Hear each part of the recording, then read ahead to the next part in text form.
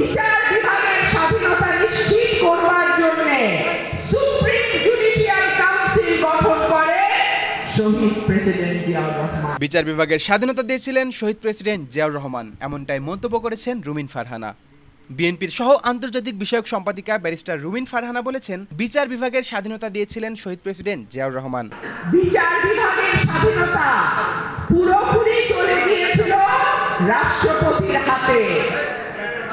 শেখ মুজিবুর রহমান সংবিধান সংশোধন করে বিচারপতিদের নিয়োগ, অপসারণ সকল কিছু রাষ্ট্রপতির হাতে নিয়ে নিয়েছিল।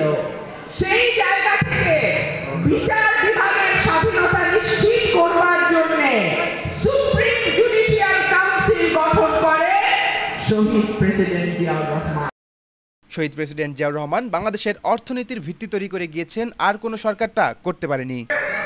আজকে বাংলাদেশের অর্থনীতি যে ভিত্তির উপর দাঁড়িয়ে আছে, কৃষি, প্রবাসী আয় এবং গার্মেন্ট, এই তিনটা ভিত্তি রচিত হয়েছে শহীদ প্রেসিডেন্ট জিয়াউর রহমানের হাত ধরে।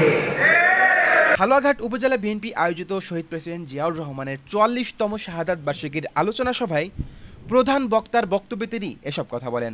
তলাবিহীন ঝুঁকি থেকে বাংলাদেশ যাত্রা করল উন্নয়নের দিকে।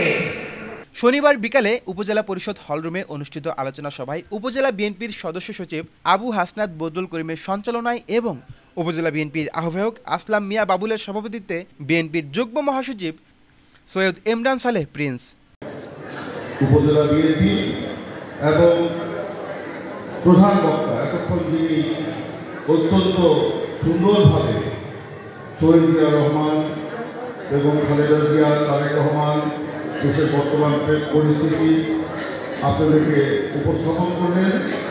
বিশেষ বক্তা ছিলেন ময়মনসিংহ প্রেস ক্লাবের সাধারণ সম্পাদক সাইফুল ইসলাম। বিশেষ অতিথি ছিলেন ময়মনসিংহ উত্তর জেলা বিএনপির আহ্বায়ক অধ্যাপক এনায়েতুল্লাহ কালাম, হালুয়াঘাট পৌর বিএনপির আহ্বায়ক হানিফ মোহাম্মদ শাকিরুল্লাহ, উপজেলা বিএনপির যুগ্ম আহ্বায়ক অধ্যাপক আমজাদ আলী প্রমুখ। উনি পত্রিকার দরজা খুলে দিলেন, অনেকগুলো পত্রিকা লাইসেন্স পেল, অনেক সাংবাদিক তার কর্মসংস্থান ফিরে পেল। বিটিভিকে রঙিন বিটিভি করলেন শহীদ প্রেসিডেন্ট জিয়াউর রহমান।